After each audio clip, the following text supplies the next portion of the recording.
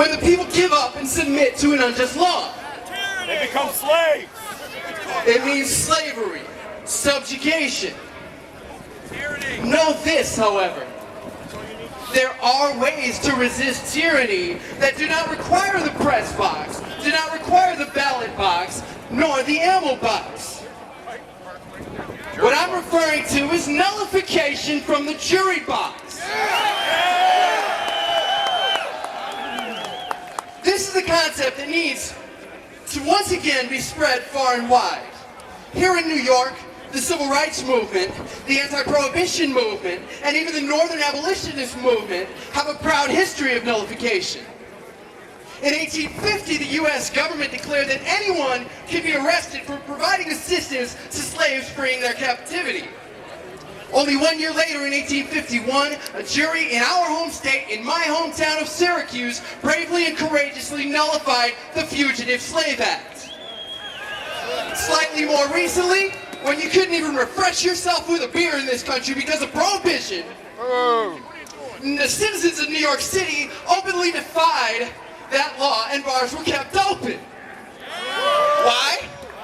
Because you couldn't find a jury to convict.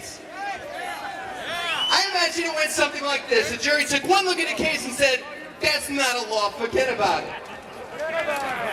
I'll have a beer. It was these examples and similar brave acts by fellow New Yorkers of years past that raised public awareness and gave politicians the political will to overturn and repeal these laws. Politicians and law enforcement can also nullify unjust laws. Local leaders can pass laws whereby their town or county refuses to enforce any law that would violate the constitutional rights of their constituents. We need to immediately encourage them to do so. We should get them to nullify the SAFE Act, like the legislature of Oswego County, New York is doing right now. Urge them also to nullify Obamacare. Urge them to nullify our violations of privacy under the Patriot Act. Indefinite detention under NDAA. And outright reject the next thing from Governor Cuomo, his new plan to force mandatory Gardasil injections on our daughters. Evil! I'm proud to announce that I'm running for city council in the city of Syracuse this year. You can find out more at davidandrewgay.com. I promise that if I'm elected, I will absolutely introduce nullification legislation in my hometown to raise awareness. We should encourage also our law enforcement not to make any arrests under these laws. I realize that we have many law enforcement officers and oath keepers in town today. I do know that they've been lobbying to get an exception for their law enforcement related weapons. What I hope is that they will stay with the people even if such an exception is granted. Stay with the people.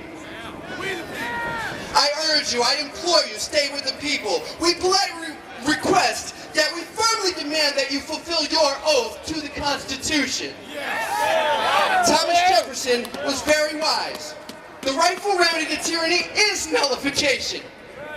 You cannot enforce an unjust law if a DA refuses to press charges, a policeman refuses to make an arrest, a judge refuses to hand down a sentence, and you can't even get a jury to convict. The immediate solution is nullification. You have the power in your hands to peacefully resist and defeat all of these unconstitutional laws. It's time to stand up today and be the change you wish to see in the world. Nullification is the key. Thank you.